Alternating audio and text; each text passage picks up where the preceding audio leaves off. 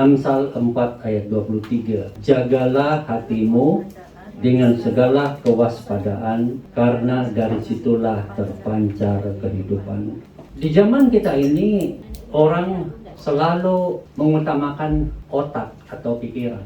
Pergi ke sekolah, belajar, sepertinya otak itu jauh lebih besar daripada yang lain. Kadang-kadang kalau kita bertengkar pun, kadang-kadang menjadi masalah adalah soal otak yang kita bicarakan. Kadang-kadang ada orang yang melihat ada orang yang ada otak, ada orang yang tidak punya otak. Itu artinya itulah zaman yang ada. Nah, tetapi sebenarnya kalau kita membaca Alkitab dari Perjanjian Lama sampai Perjanjian Baru, Alkitab selalu menekankan tentang hati. Karena hati itu dia merangkum akal budi kita, merangkum perasaan kita, dan merangkum kehendak atau kemauan kita. Jadi di hatilah yang sebenarnya menjadi fungsi, menjadi pusat dari kehidupan kita ini. Ada beberapa hal yang saya mau bacakan untuk kita berkaitan dengan hati ya. Saya sudah katakan tadi bahwa hati kita itu juga menyangkut akal budi atau intelek, di mana di beberapa ayat dikatakan berdoa dalam hati, merenung dalam hati, menyimpan firman Tuhan dalam hati, merencanakan sesuatu dalam hati, menyimpan kata-kata, dan banyak lagi. Ini semua di dalam ayat Alkitab. Kemudian juga saya katakan bahwa dalam hati juga berpusat perasaan, di mana dalam ayat Alkitab mengatakan hati yang gembira, hati yang mengasihi, hati yang takut, hati yang berani, hati yang khawatir, dan banyak lagi. Juga yang ketiga saya katakan tentang kehendak manusia, di mana di dalam Alkitab katakan bahwa hati yang tunduk kepada Allah, hati yang berniat melakukan sesuatu, hati yang dengan setia mencari Tuhan, hati yang mengambil keputusan, hati yang rindu menerima apa yang dari Tuhan, dan banyak lagi. Ini semua berbicara tentang hati sebagai pusat dari kehidupan kita. Itu sebabnya hati ini menjadi ukuran di mata Tuhan. Bukan penampilan kita, bukan kepintaran kita, bukan segala pengetahuan yang kita ada, baik di dunia ini maupun hal-hal rohani. Tuhan tidak akan melihat di sana sebagai sesuatu yang terpenting. Yang Tuhan lihat adalah hati kita, apa yang ada di dalam hati kita. Saudara tentu masih ingat waktu Samuel mencari raja dan bertemu dengan keluarganya Daud, dan kakak-kakaknya itu kan orang-orang yang hebat, penampilannya gagah perkasa, layak diurapi menjadi raja. Tetapi Tuhan berbicara kepada dia, aku tidak mau melihat tampang, wajah, kekuatan, otot, aku melihat hati yang dia lihat. Maka dia tanya, apakah ini semua anakmu? Oh, masih ada satu lagi. Artinya seseorang yang dilupakan, hanya menjaga domba. Terus dipanggil dan Tuhan bilang, inilah yang aku mau sebagai raja. Dan diurapilah Daud waktu itu. Jadi Tuhan melihat hati. Kadang-kadang kita itu bangga dengan pengetahuan kita, pendidikan kita, kepintaran kita, bakat-bakat kita. Tetapi kita lupa bahwa sesungguhnya yang menggambarkan diri kita itu adalah hati kita yang paling dalam. Siapa kita? Itu kita sendiri yang tahu. Orang bilang rambut sama hitam, hati lain-lain, ya kan? Juga orang bilang dalamnya laut bisa diukur, dalamnya hati siapa yang tahu. Hati sesungguhnya ada sesuatu rahasia yang kita tidak tahu, tapi Tuhan pasti tahu apa yang ada di dalam hati kita. Dan ada firman Tuhan yang mengatakan bahwa yang paling licik dari antara kita adalah hati kita. Betapa liciknya hati kita. Nah, jadi hati adalah sesuatu yang menjadi pusat dan perhatian Tuhan di dalam kehidupan kita. Dan firman Tuhan yang kita baca tadi itu berbicara tentang jagalah hatimu dengan segala kewaspadaan, karena dari situlah terpancar kehidupan. Jagalah. Jadi Tuhan memberikan perintah kepada kita supaya kita menjaga hati. Nah, menjaga hati ini tentu ada banyak cara, ya. Tetapi kali ini saya ingin membicarakan satu bagian, yaitu menjaga hati kita supaya tidak dipengaruhi oleh hal-hal yang jahat atau negatif. Sehingga apabila hati kita menerima hal-hal yang buruk itu, kita menjadi tidak memiliki semangat, kita menjadi orang yang kecewa dan putus asa yang terus menerus, dan tidak bahagia dan sebagainya. Menjaga hati ini kita perlu perhatikan begini. Kita ada 3 musuh yang paling besar dalam dunia ini berkaitan dengan hati kita. Yang pertama adalah diri kita sendiri. Di mana kita berpikir yang bukan-bukan tentang diri kita dan kita masukkan di hati. Misalnya, saya tidak cantik, saya buruk, penampilan saya tidak seperti orang lain, saya orang miskin, saya orang jahat, saya orang yang pokoknya tidak berguna. Jadi segala sesuatu yang mungkin dari luar kita terima, akhirnya kita masukkan dan kita ambil itu sebagai bahan untuk mengkritik hati kita sendiri, mengkritik diri kita. Nah, apabila kita ambil itu dan masuk ke dalam hati kita, akhirnya kita akan terpengaruh. Kita tidak bisa menjadi seperti yang Tuhan kehendaki, yang terbaik. Jadi berhati-hatilah dengan apa yang saudara pikirkan tentang diri saudara, karena itu sangat mempengaruhi hatimu. Dan yang kedua, musuhnya adalah kata-kata orang di luar sana. Yang tadi kan dari kita sendiri yang mengakuinya, ya kata-kata orang, teman-teman kita, atau mungkin ada teman kita yang hanya bercanda, bukan karena kebiasaan kita sebagai teman bercanda, tetapi ada orang yang kepribadiannya berbeda-beda, ya enggak?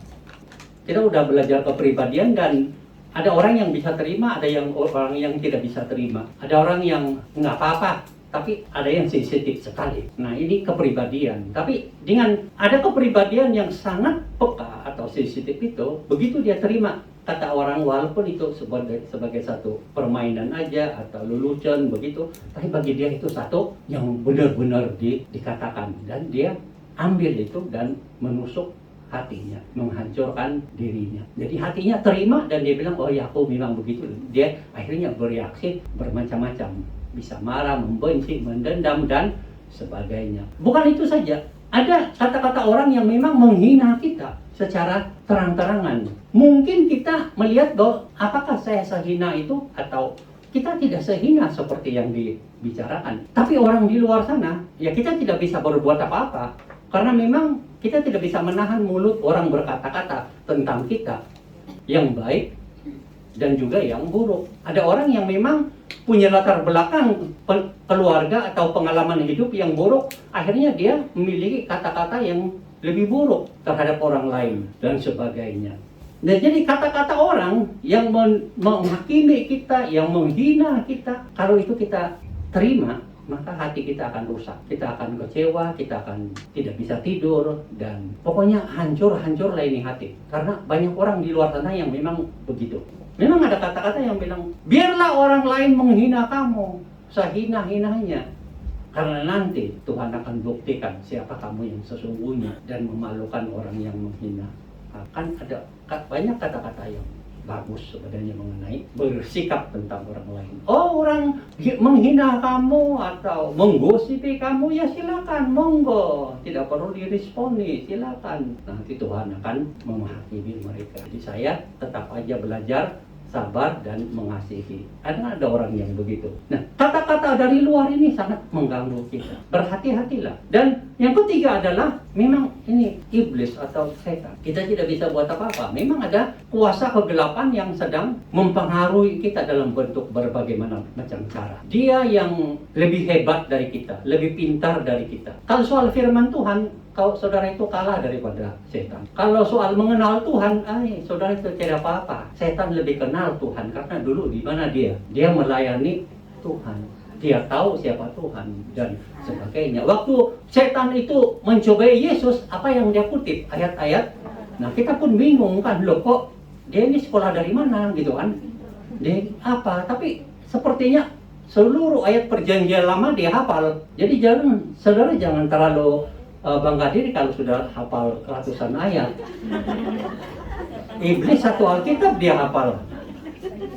Tapi itu tidak bisa dilakukan di dalam kehidupannya karena memang dia sudah jatuh di dalam dosa. Ya kan, itulah iblis yang hebat gitu. Dan setelah dia melawan Tuhan dan dikeluarkan dan akhirnya menjadi setan, dia berusaha mencari sasaran baru. Siapa? Kita.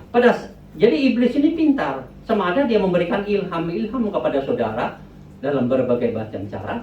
Tapi mungkin salah satunya adalah saat kita melihat diri kita dan kita ini merasa diri kita ini tidak berguna, rendahan, ya, tidak cantik, tidak ada apa-apa kelebihan, langsung ada wawasan dari iblis atau suara-suara yang iblis tebarkan mengatakan, betul, itulah kamu, begitulah, benar, itulah kamu. Atau ya akhirnya kita percaya sekali bahwa memang kata-kata itu jahat, gitu. Atau iblis memberikan ilham kepada orang lain, suruh menghina kamu, mengenali kamu dan mencari cara-cara bagaimana merendahkan kamu. Nah, iblis kan pintar. Nah, begitu kita mendengar orang lain merendahkan kita, menghina kita dalam berbagai macam cara, susah kita mau hitung satu-satu. Tapi ada kata-kata negatif yang saudara taruh dari diri saudara sendiri terhadap diri saudara, atau dari kata-kata orang yang saudara dengar terhadap diri saudara. Nah, iblis akan memakai semua itu dan mengatakan, benar, itulah kamu, benar, itulah kamu. Nah, dengan mendengar kata-kata dari otak kita, dari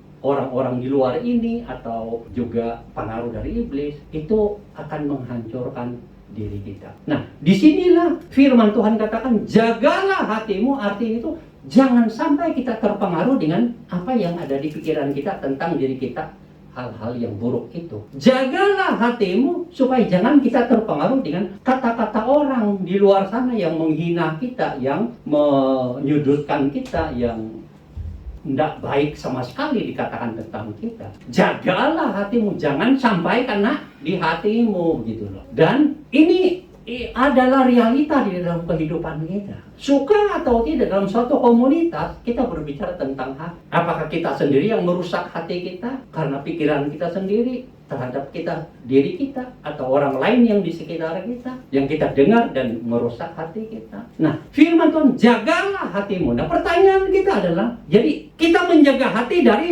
pikiran kita sendiri yang memandang rendah diri kita, orang lain yang memandang rendah diri kita, atau pengaruh-pengaruh iblis yang memberikan ilham kepada kita dengan cara tertentu atau sebagainya, atau mungkin kita lihat di dalam media sosial, iblis pakai, nah itulah kamu, gitu. Nah, ini semua atau dari teman kita dengar ini, nah bagaimana supaya kita bisa menjaga hati dan kita tidak dipengaruhi oleh hal ini. Nah, salah satunya adalah, dan ini yang paling penting adalah, kita kembali kepada firman Tuhan. Jadi yang paling penting untuk menjaga hati adalah, apa kata Tuhan tentang diri saya? Bukan apa kata saya tentang diri saya, apa kata orang-orang di luar saya tentang diri saya, apa kata-kata ilham-ilham dari media sosial atau siapa saja yang saya dengar tentang diri saya. Memang ada hal baik yang mereka katakan, tapi juga banyak hal yang buruk.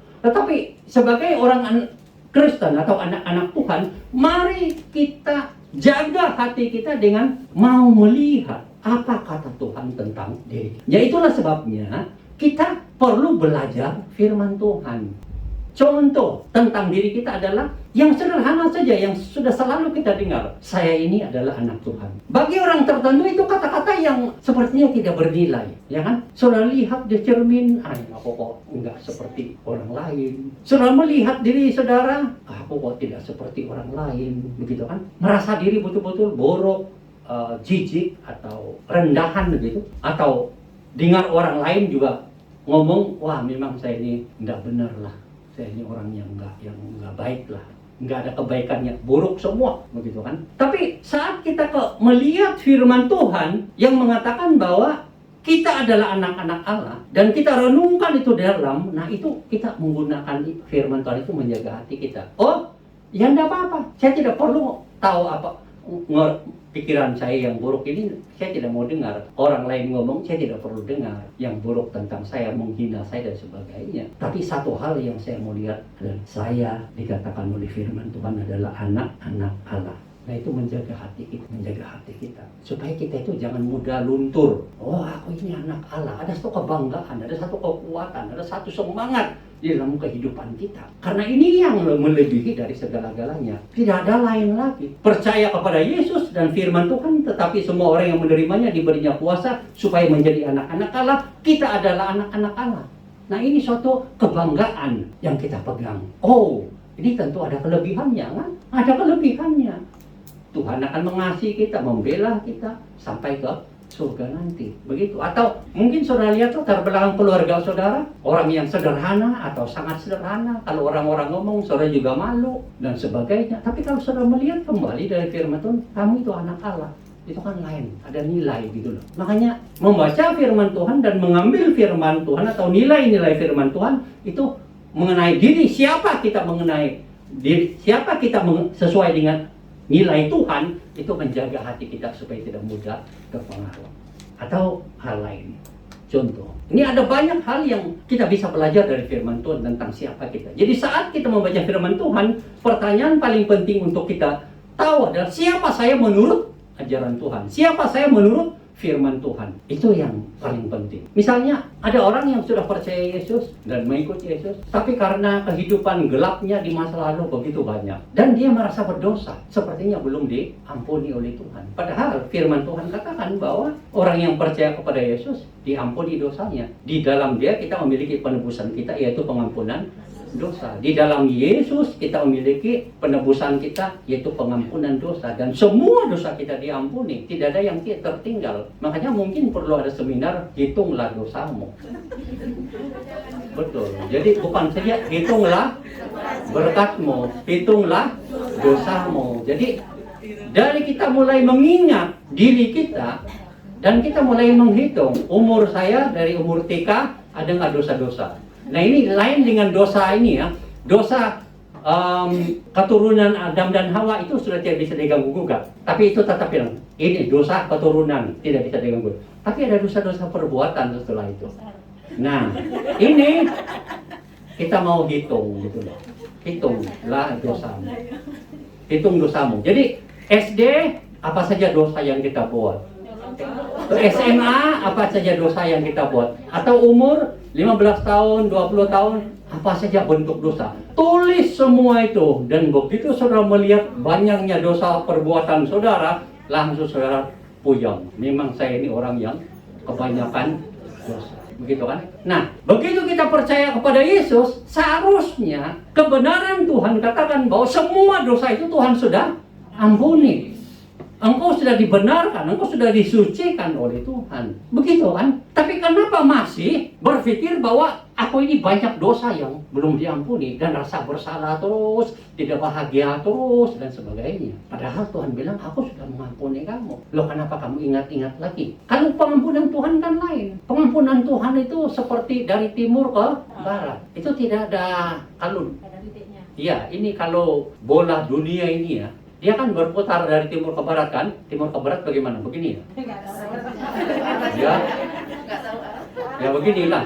Ya, terserahlah. Tapi dunia ini berputar terus, tidak bisa berhenti sepanjang dia diciptakan oleh Tuhan, ya kan? Berputar mengelilingi matahari, begitu kan? Berputar, begitu kan? Berputar. Nah, itu makanya tiada titiknya. Nah, pengampunan Tuhan yang berikan itu sudah tidak begitu panjang itu loh.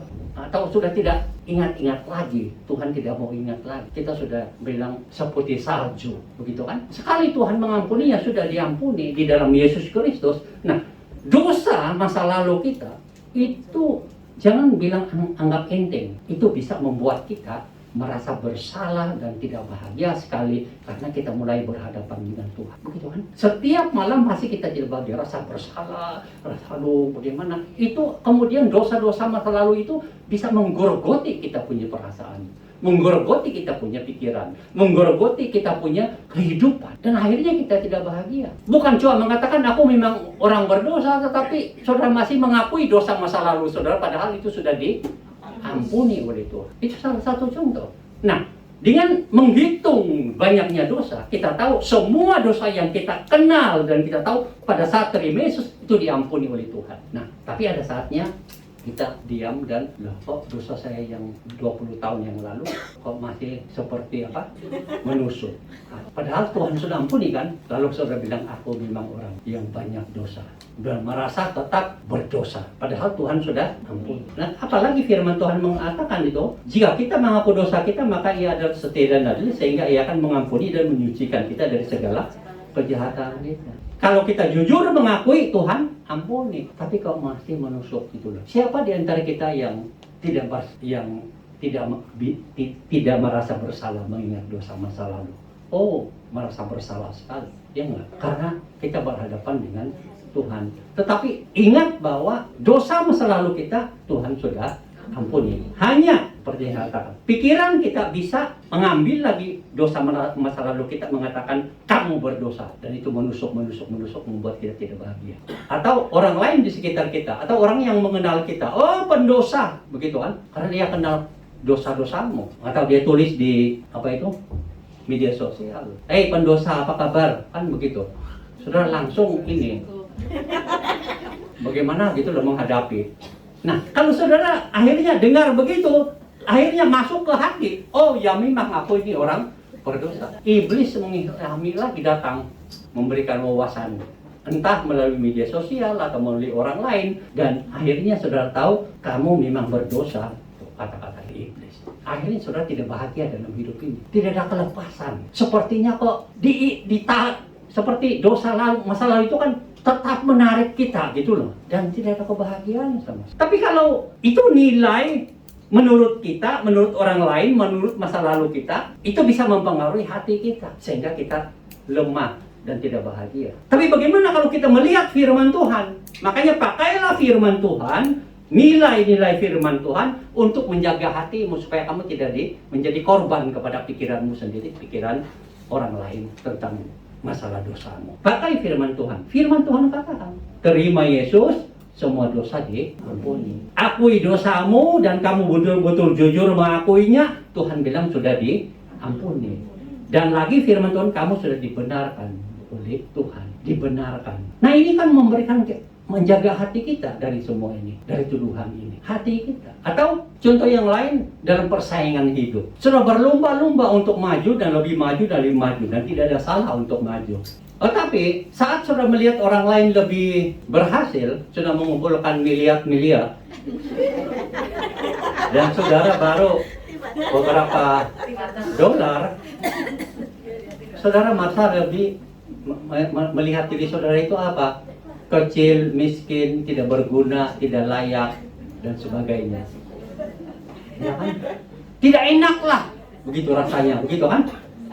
Nah, pikiran saudara atau pikiran orang lain atau ilham dari iblis bisa membuat hati kita galau, bisa membuat hati kita hancur dan tidak bahagia. Itu nilai-nilai dari diri kita sendiri, dari nilai dari orang lain. Tapi kenapa kita tidak lihat nilai apa yang diajarkan oleh Tuhan? Siapa saya setelah percaya Yesus? Kalau Tuhan benar mengatakan bahwa engkau adalah anakku, engkau punya dosa, aku sudah ampuni, ya kenapa kita tidak bahagia? Memang masa laluku begitu banyak dosa, tapi percaya kepada Yesus menghapus semua dosa-dosa, menyucikan semua dosa-dosaku di dalam Yesus yang mati di atas kayu salib. Jadi Tuhan tidak lagi melihat kita dengan hitungan dosa-dosa kita, tapi Tuhan melihat Yesus yang ada di dalam kehidupan kita yang sudah menghapus, sudah mengampuni dosa. Dan itu kan indah. Makanya kalau saudara mau menjaga hati, dekatlah dengan firman Tuhan. Penuhilah hatimu dengan nilai-nilai yang diajar oleh firman Tuhan tentang siapa engkau. Jangan penuhi pikiranmu dengan pendapatmu sendiri, dengan pendapat teman-temanmu, dengan pendapat orang lain, dengan ilham-ilham dari iblis bahwa kamu itu ada banyak kekurangan dan keburukan. Itu memang hukum dunia ini. Teman yang paling katanya begini, kalau engkau bercerita, janganlah engkau berkumpul dengan orang-orang yang suka gosip, dia bilang kan. Kenapa? Saat engkau berkumpul dengan mereka, semua orang bahagia, bercerita itu ini, dia bilang. Tapi begitu engkau pulang duluan, engkau yang menjadi sasaran. Begitu kan? Engkau yang menjadi sasaran. Makanya hati-hati. Jadi ada pengaruh gitu loh dari dunia ini.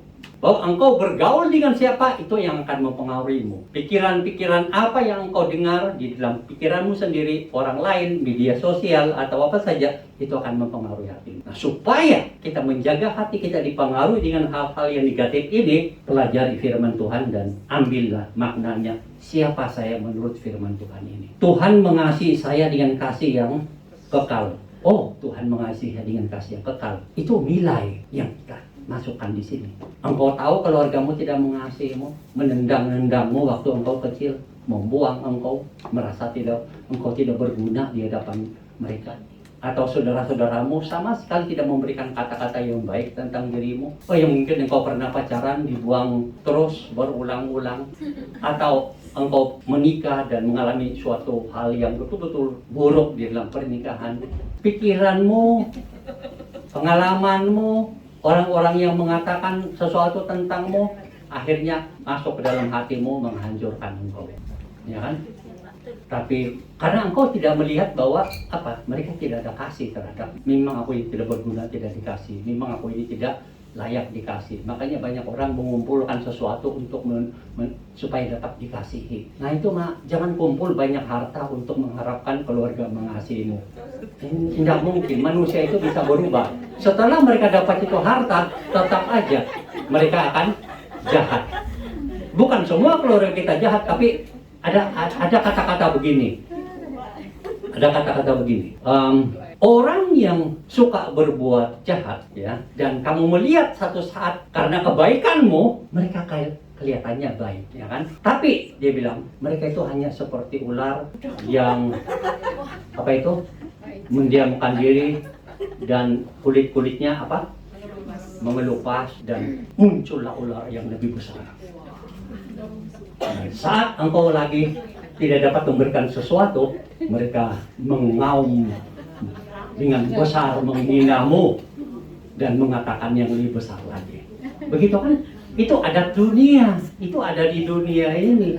Tetapi jadi kasih yang saudara cari di dunia ini atau di dalam keluarga, ya bersyukurlah kalau ada keluarga yang mengasihi, orang tua yang mengasihi. Tapi kalau memang ada masalah, mereka juga tidak pernah dikasih, maka mereka sulit untuk menyatakan kasih kepadamu.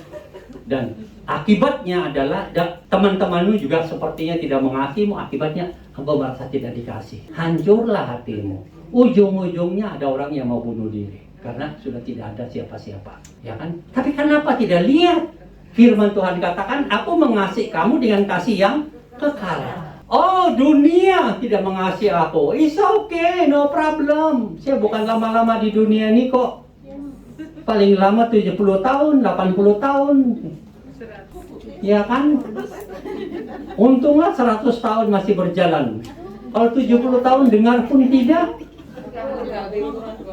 kenal pun tidak, kan susah. Tidak apa-apa lah. Tapi kita sudah mulai melihat firman Tuhan katakan, aku mengasihi engkau dengan kasih yang kekal. Oh Tuhan, terima kasih. Terima kasih Tuhan. Wah, ini ternyata aku ini ada nilainya. Apa? Tuhan mengasihiku dengan kasih yang kekal. Dunia menolakku, enggak apa-apa. Tuhan pencipta langit, bumi, dan segala isinya mengasihi aku. Ini kan ada satu kekuatan. Ya enggak? Jadi, jagalah hatimu dengan segala kewaspadaan, karena dari situlah terpancar kehidupan. Dan kehidupan yang sesungguhnya adalah kita menghadapi kehidupan yang indah di dunia ini. Kehidupan yang betul-betul kita nikmati di dunia ini. Caranya menjaga hati. Menjaga hati dari kata-kata negatif dari pikiran kita atau orang lain atau media sosial atau siapa saja, dengan mengambil firman Tuhan dan kita melihat nilai kita di dalam firman Tuhan. Aku ini anak Allah. Kita melihat di dalam firman Tuhan bahwa aku ini sudah diampuni. Aku ini diampuni Tuhan. Terima kasih, terima kasih. Itu memberikan nilai siapa saya yang sesungguhnya. Anak Allah sudah diampuni dan dikasihi oleh Tuhan dengan kasih yang kekal. Apabila Tuhan kan udah ngomong, apapun dan siapapun tidak dapat merebut engkau dari kasihku. Nah, itu ada nilainya firman Tuhan. Jadi siapa saya menurut firman Tuhan, itu memberikan kita kekuatan, cara untuk menjaga hati. Ingat, hati kita adalah pusat pikiran kita, pusat perasaan kita, pusat kehendak atau kemauan kita. Dan kita mengambil nilai itu, ya, firman Tuhan itu ke dalam hati kita akan berjalan dengan tegak. Amin. Amin.